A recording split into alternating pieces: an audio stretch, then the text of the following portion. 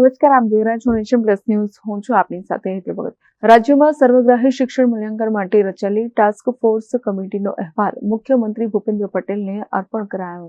રાજ્યની શિક્ષણ પદ્ધતિમાં 360 ડિગ્રી પરિવર્તન લાવીને હોલિસ્ટિક એજ્યુકેશન એપ્રોચના સર્વગ્રાહી મૂલ્યાંકન માટે રચવામાં આવેલી ટાસ્ક ફોર્સ કમિટીએ પોતાના તારણોનો ભલામણ અહેવાલ મુખ્યમંત્રી ભૂપેન્દ્ર પટેલને સુપ્રત કર્યો હતો.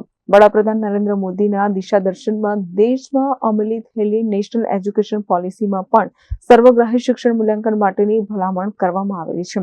આ રાષ્ટ્રીય શિક્ષણ નીતિનો ઉદ્દેશ્ય વૈશ્વિક કક્ષાનું માનવ બળ તૈયાર કરવા માટે સર્વાંગી વિકાસને આવા સર્વગ્રાહી શિક્ષણને પ્રોત્સાહન આપવાનો છે. આ હેતુસર વિદ્યાર્થીઓમાં અભ્યાસની સાથે ખેલકૂદ, સાંસ્કૃતિક પ્રવૃત્તિઓ, વોકેશનલ ટ્રેનિંગ જેવી બાબતો માટેના સર્વગ્રાહી શૈક્ષણિક અભિગમ દ્વારા ભાવાત્મક અને બૌદ્ધિક ક્ષમતા વર્ધનની ભલામણો રાજ્યમાં સર્વગ્રાહી શિક્ષણ મૂલ્યાંકન માટેની આ ટાસ્ક ફોર્સ કમિટીએ પોતાના અહેવાલમાં કરી છે.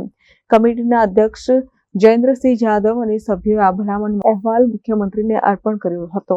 હવે રાજ્ય સરકાર અહેવાલનો અભ્યાસ કરીને ઉચિત કાર્યવાહી કરશે. મુખ્યમંત્રીને ટાસ્ક ફોર્સ કમિટીના અહેવાલ અર્પણ વેળાએ શિક્ષણ મંત્રી ડોક્ટર કુબેર ડિંડોર, મુખ્યમંત્રીના મુખ્ય સલાહકાર ડોક્ટર હસમુખ અઢિયા, શિક્ષણ અગ્ર સચિવ મુકેશભાઈ અને મુખ્યમંત્રીના અધિક અગ્ર સચિવ અવંતિકા સિંઘ તથા વરિષ્ઠ અધિકારીઓ ઉપસ્થિત રહ્યા હતા. Bureau report, nation plus news. સમાચારોનો સતત અપડેટ મેળવવા માટે અમારી નેશન પ્લસ ન્યૂઝની યુટ્યુબ ચેનલને સબસ્ક્રાઇબ કરો, બેલ આઇકન દબાવો અને જોડાયેલા રહો ફેસબુક, ઇન્સ્ટાગ્રામ અને ટ્વિટર પર.